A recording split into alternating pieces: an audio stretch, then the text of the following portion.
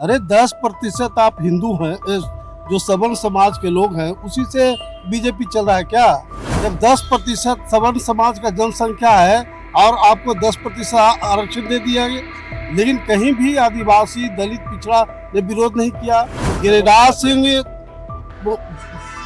फालतू बात बोलते हैं, बीजेपी के स्टैंड के खिलाफ बोल रहे हैं। गिरिराज सिंह जी हो चाहे कोई जो हो, ये गलत मानसिकता के द्योतक है। आदिवासी का गर्दन काट दिया जाए और खाली हिंदू की बात करते हैं। जब 10% सवर्ण समाज का जनसंख्या है और आपको 10% आरक्षण दे दिया गया, लेकिन कहीं भी आदिवासी, दलित, पिछड़ा ने विरोध नहीं किया।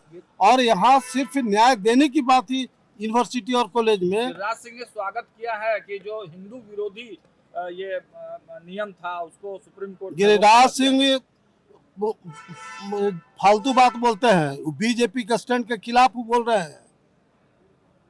बीजेपी का जो स्टैंड है उस पर बीजेपी के नेताओं को बोलना चाहिए। गिरिराज सिंह जी हो चाहे कोई जी हो, ये गलत मानसिकता के द्योतक है। हिंदूवादी नेता है, माने बैकवर्ड दलित आदिवासी का गर्दन काट दिया जाए और खाली हिंदू की बात करते हैं। अरे 10% आप हिंदू हैं, जो सवर्ण समाज के लोग हैं, उसी से बीजेपी चल रहा है क्या? मास जो वोटर है वह तो आदिवासी है, दलित है, पिछड़ा वर्ग के लोग हैं।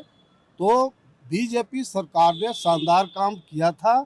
अलग बात है कि सुप्रीम कोर्ट ने स्टे कर दिया है, उस पर तो चेतन आनंद ने भी विरोध दर्ज कराया था। वो चेतन आनंद हो चाहे कोई आनंद हो, जो सवर्ण समाज के लोग अपना मानसिकता बदल दे। भूषण शरण सिंह भी विरोध कर रहे हैं। मैं बोल रहा हूँ सवर्ण समाज के लोग मानसिकता बदल दे, और नहीं तो आने वाला टाइम जो है ना, इन लोग को बहुत महंगा पड़ेगा। और जब इंटायर आदिवासी, दलित और पिछड़ा जब त्याग पत्र देने लगे तब क्या होगा?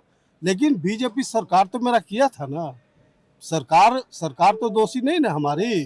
बीजेपी की सरकार तो बिल्कुल यूजीसी को लागू करने के लिए कानून बनाया था।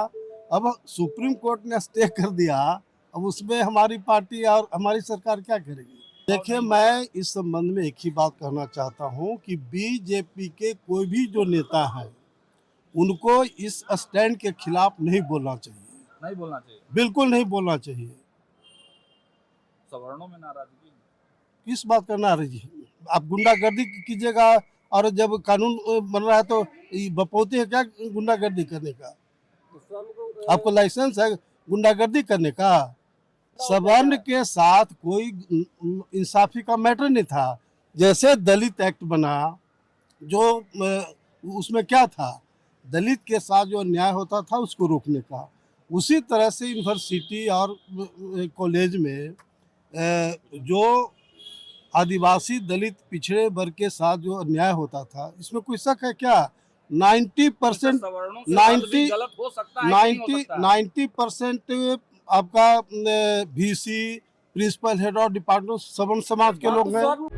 प्रभातखबर.com, विश्वास वही, रफ्तार नहीं।